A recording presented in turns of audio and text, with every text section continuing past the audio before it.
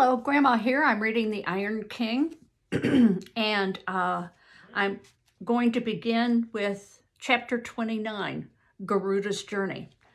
Right up until chapter 29, Tamar has been in the Shmashana and with the Chandala, and he has, because he has done that kind of work, he has now lost his caste.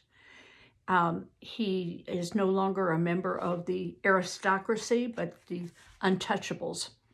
He has been surprised to find that Mirri is alive. She pretended to be dead, and so she was brought to the Shmashana to be cremated. Also, excuse me, Rajaswami is alive, and he has come as he and Mirri were both inside the palace, and so they have been able to communicate some with the help of various monkeys, I believe. Okay. Meanwhile, the chapter 28 ended with Garuda's back. He brought your army with him. Darshan comes in time to see us broken, Tamar said bitterly. A little sooner. Now what use? I trusted Garuda. I never believed he'd fail us. He didn't, not at the end, Mirri said. You'll see him soon, Akka too. The girl was heading toward a wagon that stood a little further down the road. Tamar would have asked for more news, but something about the horses, befouled and muddied, caught his eye. He quickened his steps, then broke into a run. The animals whinnied and tossed their heads. Gayatri! Jagati! Poor creatures, what have they done to you? He cried as Gayatri nuzzled him and Jagati stamped the ground. This is shameful. No, it's cautious. They look like cart horses instead of war horses. The driver, a heavy man, wrapped in a dirty cloak and headcloth, jumped down and grinned at him. It was Adhikavi. Better that none of us look like who we are, the suitor explained, giving Tamar a burly bear hug. Mirri and Rajaswami had reached the wagon. Adhikavi motioned for them to climb quickly aboard. Your message reached me safely, he said to Mirri. Passed yourself off as dead, eh? I'm glad I taught you that trick. Adhikavi slapped the reins and set off following the river. As much as Tamar rejoiced to see the suitor alive, there was one question he feared to ask. He asked it. What of Hashkat? Mending, said Adhikavi. He managed to crawl off the battlefield. I found him at the edge of the woods. I'd lain quiet among the bodies until dark, you see, and made my way clear of the mist. He'd been badly cut up. I did what I could for him, though I don't think he'd last the night. He'll be fine. Your horses were wandering loose, no doubt looking for you. Luckily, they came to me. Skanda, Kiran, those are Ashwara's brothers. Alive, heavily wounded both. They'd fallen back into the Rana Valley with what was left of their people. I joined them there. King Rudra's dead, Adhikavi grimly went on. His army was pretty much well mauled, but Skanda rallied them. The rest of the butcher bill. Nahusha didn't get off free of charge. He lost a lot of troops and half of his best officers. Kana, dead. Now that's the warrior that Tamar first had a run-in with. Bala, dead. And that is the king that kind of betrayed them. So that's how the account stands. Tamar found no great joy or much satisfaction in Kana's fate or Bala's. His thoughts circled like a hawk around Nahusha and none other. To no purpose, for he saw no clear way to face him, he had even half forgotten his journey. The iron ring still was on his finger, but it only reminded him vaguely of something that happened long ago or never happened at all. Mirri was talking to him, but his attention kept drifting. I learned the Nahusha's plan, she was saying. He told me. He boasted that Ashwara's cause was lost from the start. He'd already decided to attack without warning. The night he stormed the camp, he and Bala agreed on that after we left Mathura. They'd worked it all out ahead of time. None of that matters. It's over. Is it? Mirri said. I might have some ideas of my own. Nahusha had me locked up, but he didn't keep me from knowing what happened. I had news every day. Monkeys, she went on. Some of the Bandarloka had been trailing Hashkat. He had a few slip into the city. They found me and told me how things were going. We sent word back and forth. That's how Adhikavi got my message. Then Akka himself sneaked in. As for Nahusha... Mirri broke off as Adhikavi turned the wagon off the road. Some of the Hashkat's folk, she said, pointing to shadows scurrying among the trees. They're always so close by him, keeping watch. Hashkat never thought much of himself as a king, but his Bandarloka are really devoted to him. They're good scouts and sentinels, too. He'll know we're on the way long before we get there. The light had begun to fade while Adhikavi drove deeper into the cover of the woodlands. By the time he rolled to a halt at the edge of the encampment, Hashkat was waiting for them, grinning, waving his arms, overjoyed to see Tamar and Mirri. Tamar jumped down from the wagon, ran to embrace him, then gasped in dismay. Hashkat's luxurious tail was gone. Not half as bad as what Nahusha did to you, Hashkat said when Tamar tried to console him. I lost my tail, but kept my life. That's a good bargain. I miss it. I won't deny that. Still, I'm getting used to being without it. Little Akka had scurried up, chattering with delight. At the same time, Garuda fluttered awkwardly from a branch and made straight for Mirri. The bird had lost most of his feathers. One wing dragged on the ground, and he looked more than ever like a half-plucked chicken. Still, he chuckled and croaked happily while Mirri stroked what was left of his plumage. Deciding he had enough pampering for the moment, he turned a beady eye on Tamar. Schmott! Irresponsible, dimwit, careless, incompetent, where's my ruby? Tamar had almost forgotten the gem. He paused to collect his thoughts. I gave it to Adhikavi before the battle for safekeeping. That's right, this Suda agreed, digging into his garments and bringing out the stone. I have it here. Look, I held on to it for you. I told you that before. Ma, I just want to bring it to this imbecile's attention, retorted Garuda. Giving it to you showed a glimmer of intelligence you weren't supposed to fight, eh? You did anyway. That was stupid. Shma! No consideration for others. Garuda turned back to Tamar. You should have taken better care of my property, he rattled on as Adhikavi now passed the ruby to Tamar. While I was risking my life, you were playing fast and loose with the precious gem. You're a careless lot, all of you. Tamar took the bird's reproaches in good spirit, only too glad to see Garuda alive. The ruby's safe, he said, but you, what happened? Your feathers. Oh, you noticed? How kind of you to ask, Garuda snapped. Well, it's luck Akka and I are here at all. You sent a horseman with your message too? Oh, that was clever. He never got a mile through the valley. One of Nahusha's bowmen shot him, Akka put in.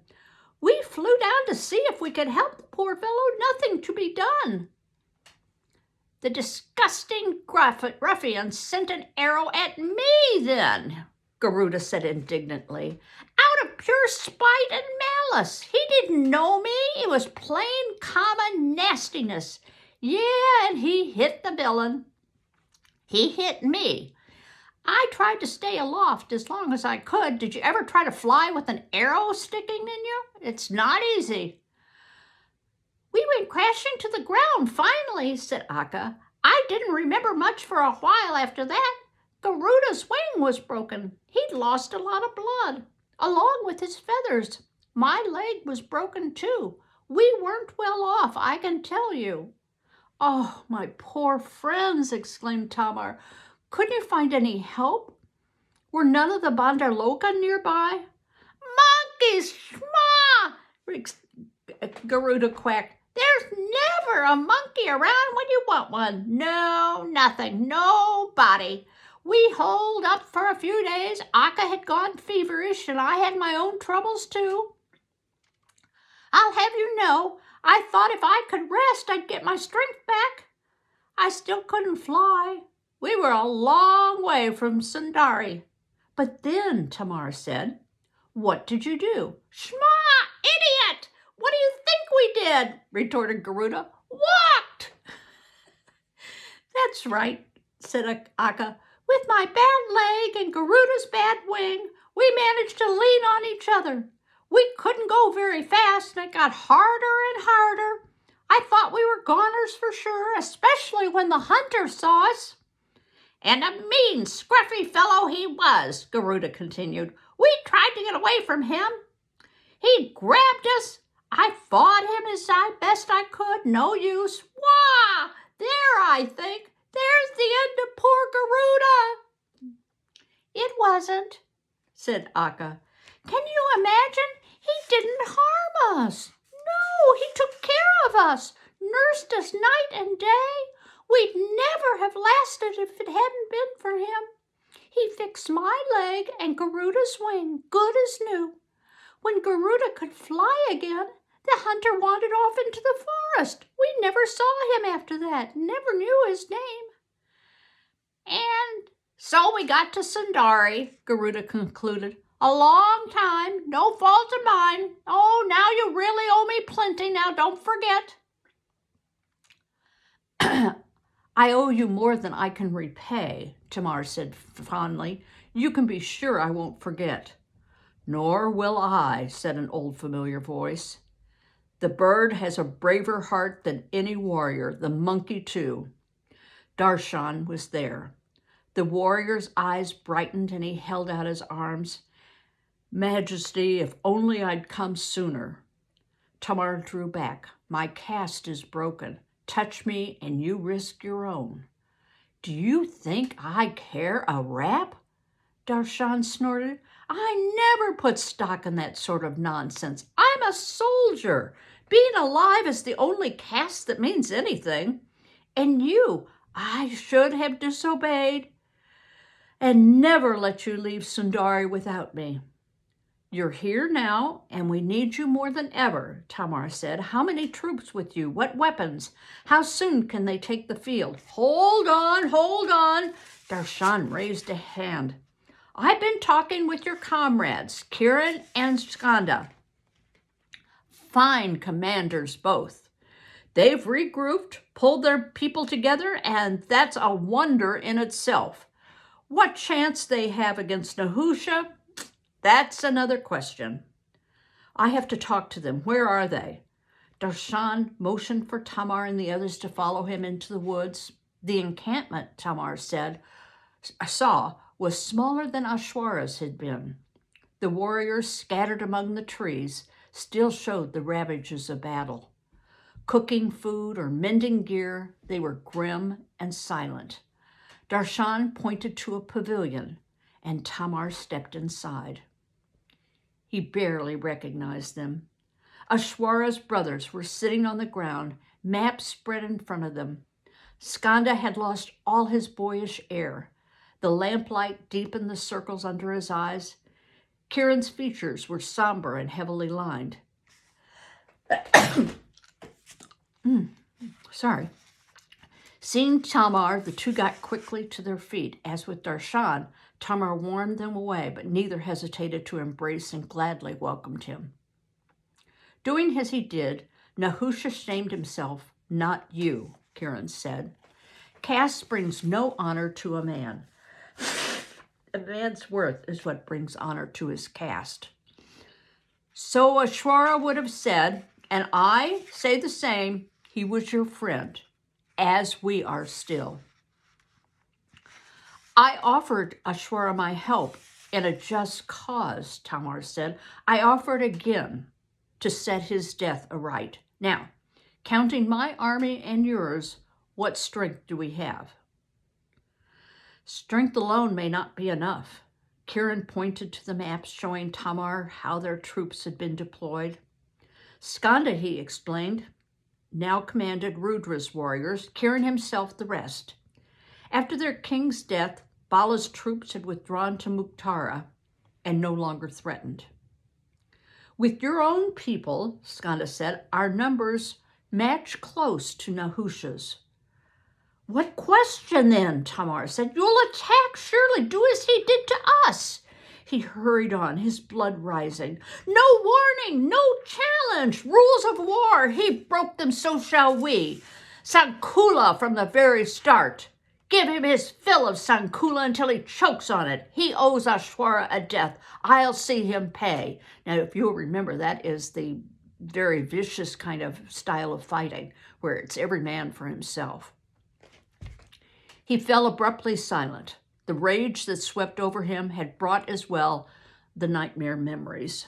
The camp in flames, his terror, Ashwara bleeding his life away. The Chandala had asked, who should fear his own handiwork? He feared it and hated it. Was he still a warrior? Had he ever been? Or had he become simply a washer of corpses? Listen to an old campaigner, Darshan said quietly. Will you let your anger cloud your common sense? Attack Nahusha? Inside the city, he's in a stronger position than any of us outside. He has no need to meet you in battle. Why should he? He'll only wait. What then? Lay siege? How long?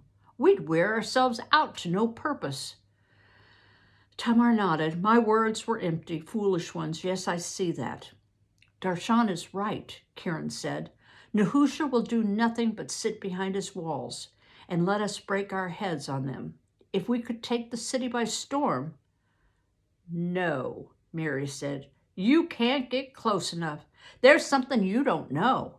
The front gate's clear, but he's dug trenches all around the walls, set with spikes and spearheads, too wide to bridge, too deep to fill. They're death traps. He holds us at arm's length, put in Skanda, with no effort, no cost to himself. That's right, Mirri said, but only as long as he stays inside Ranapura. So make him come out. There's a way. Chapter 30, Mirri's plan. Is this a gopi?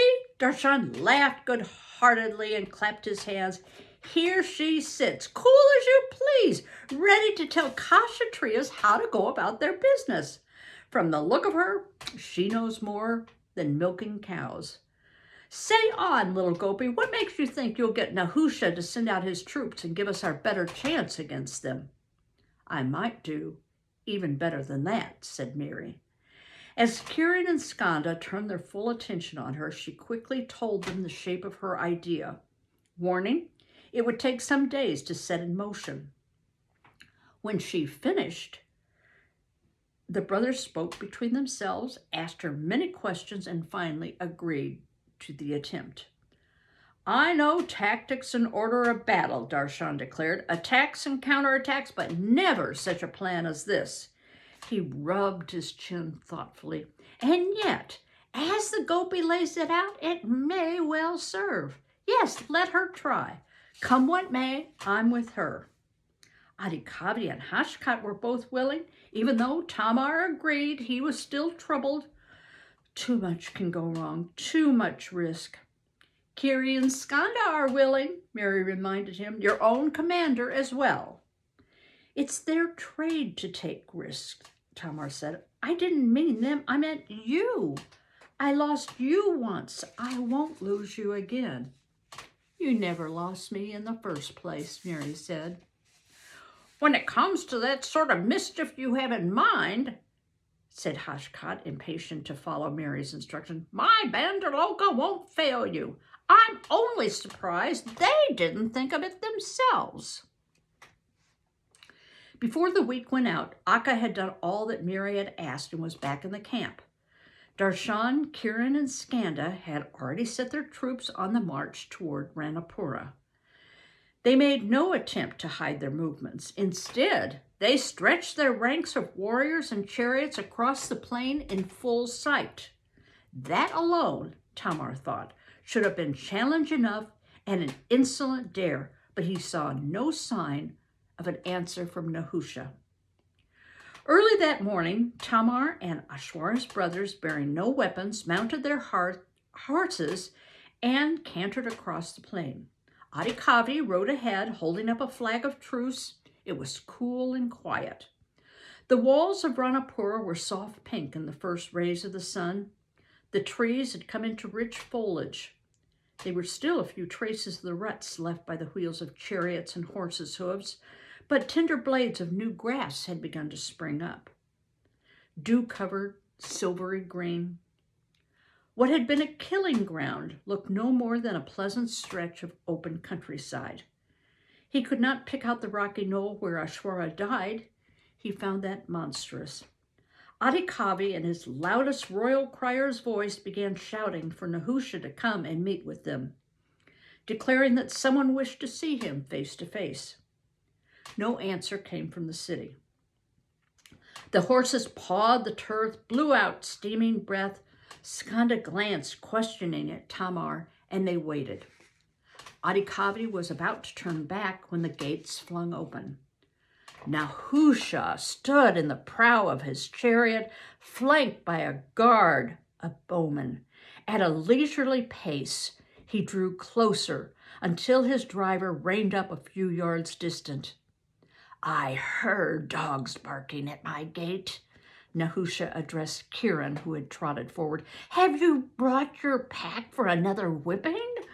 What do you seek of me? Since you refuse to give battle and fear to stand against us, replied Kiran, I seek nothing of you. I do.